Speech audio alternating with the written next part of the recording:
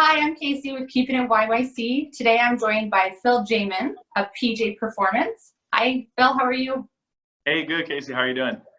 I'm doing good. I'm better today that it's sunny out. Good. Yeah, me too. Me too. Yeah, moods with the weather. So why don't we start off? We'll just jump right into it and you can tell me a little bit about PJ Performance. Yeah, you bet. PJ Performance Training is my company I've been running for almost 4 years now. So my background, I came up through the basketball kind of route. Basketball is the main sport that I kind of played, and I was always interested in the athletic fitness kind of world. And basically, I played basketball in college, and then moved back to Calgary a handful of years ago, and basically decided to take the step to get into the fitness industry. So been training and coaching for almost 4 years now. I mostly work with basketball athletes, but I do also do personal training as well. And I do also work with some athletes in other sports, so like volleyball and that type of stuff. So one of the main things I focus on and specialize in is jump technique. So lots of athletes I work with, they want to be able to jump higher, and that's something that isn't really taught a ton of other places. So that's how a lot of people kind of come to me. And then I work with some personal training clients during the day as well. They're just kind of looking on improving their general fitness or rehabbing injuries or coming back from surgery and that type of stuff. So I do like the combination of being able to work with athletes as well as kind of the general population too. So yeah, a little bit of variety. I didn't know you could actually improve your jump. Oh yeah, you bet. Well, that's good to know. Yeah, we'll get you dunking, Casey. Jump higher. We'll get you dunking. That would be sweet. I lied about that a lot in high school, so good. Gotta back that up now. So the next question is, what are you doing to kind of stay strong and adapt to what's going on in the climate right now? Yeah. So obviously this is a big change, especially for like the fitness industry, because gyms are obviously one of the main things that were shut down, and you can't, that's a pretty dangerous spot to be with someone when there's something like this going around. So it's been a big change. And basically what I've decided on doing is transitioning my business online. So in the past, I've kind of thought about and kind of toyed with the idea, but the main thing I wanted to focus on was that in-person improvement, helping people in person, getting those, like working those little details and stuff, right? And then putting together the kind of the online programs and everything was something that I thought I would kind of get to. And then I was kind of just waiting for a good time. So honestly, this is the perfect time that I can do something like this. I'm essentially, I have that freedom and that time to be able to kind of work on this type of stuff. So basically I've been putting my business online, putting together some online programming. I have one assistant working with me right now, so it's been super helpful putting together all the content and all that. It's a ton of work, and it's kind of, I'm learning how to do a lot of the stuff along the way. But it's really good. I mean, these days with the resources you have, there's tons of programs and videos and tutorials, and I've just reached out to other friends, coaches, trainers, entrepreneurs, stuff like that to help me along the way.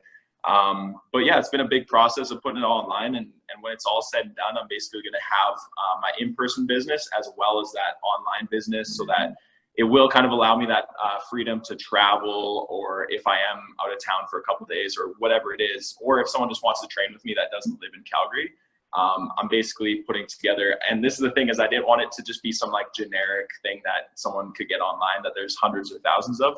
So this is going to be like my specific business, pretty much what you get with me in person. All that detail and thoughts and everything put into the online programs as well. So it's a lot of work, but I know in the long run it's definitely going to be a good choice, and what better time to do it than right now. So. Yeah, we have an unprecedented amount of time to accomplish things within our homes. Yeah. I keep saying, I'm going to start playing the ukulele, or I'm going to paint. And not well, but I'm going to do it. So get it done. It's consistency. Right? Nobody has to hear you. You just got to do it. Exactly. Okay. So then my next question is, what kind of, maybe before this uneven transitioning, what seems to be one of your clients' most common challenges they come to you for?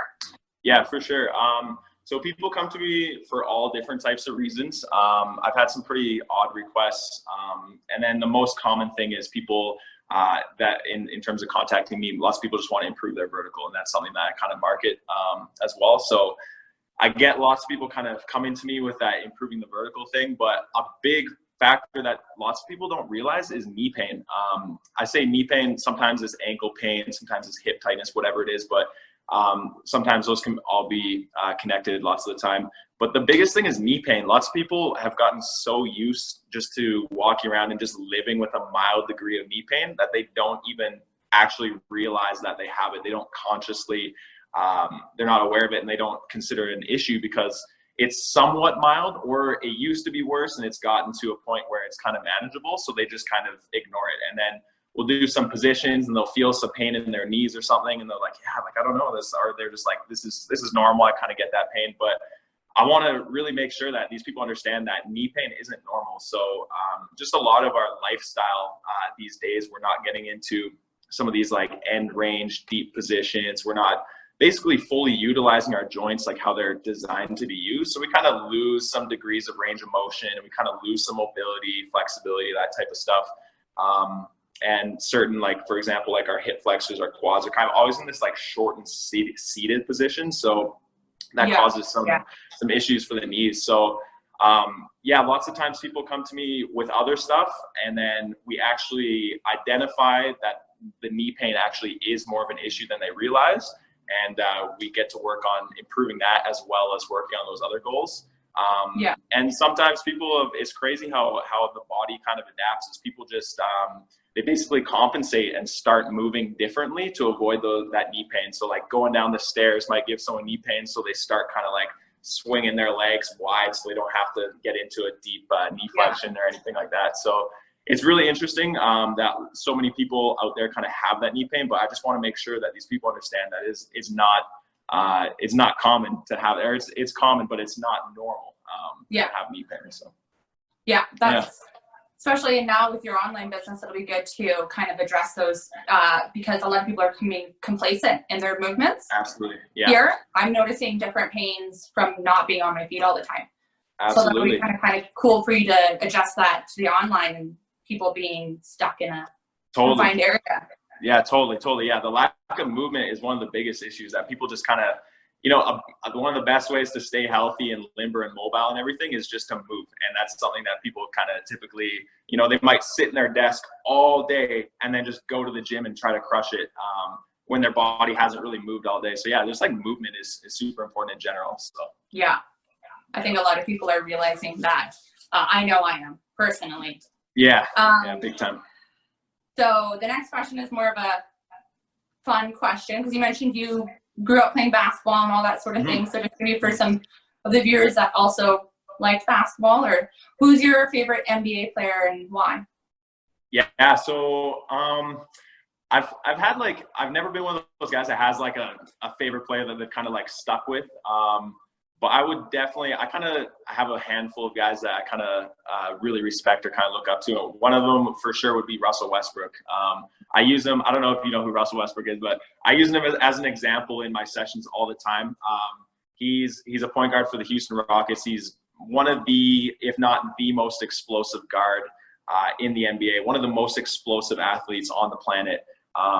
And just his mentality, he's just such a beast. And he's just a really good example of what that like high peak level of athleticism, vertical jump, explosiveness, change of direction, like all that kind of stuff. He's just a prime example of that. And just so fun to watch. The guy's just crazy athletic and so good. So I played basketball growing up all through high school and junior high. I never watched a ton. I've never really watched a ton, but I got to be honest, I've seen a lot of the basketball players, these huge names, step up and help people. I have a new level of respect, I think, for this sport, maybe. Yeah. And I probably will be watching after because. Nice. There you go. You got to get on March Madness for next season. Yeah, absolutely. Canceled, but, they're like a group of really just solid human beings. So.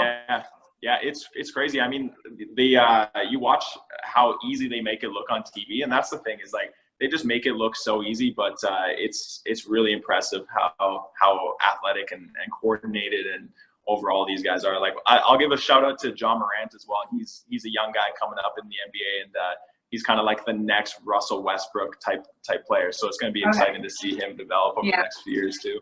Yeah. Let's hope this season can get going then. Yeah, hopefully. Yeah, right. I need some kind of sports at this point. Seriously, yeah. Highlights aren't cutting anymore. Yeah. So well, that's actually all the questions we have for you. Okay. We do want to ask kind of you sign off on at the end of the video for us, and just like look into the camera and ask the viewers to keep it local, keep it YYC. Yeah, you bet. Keep it local and keep it YYC.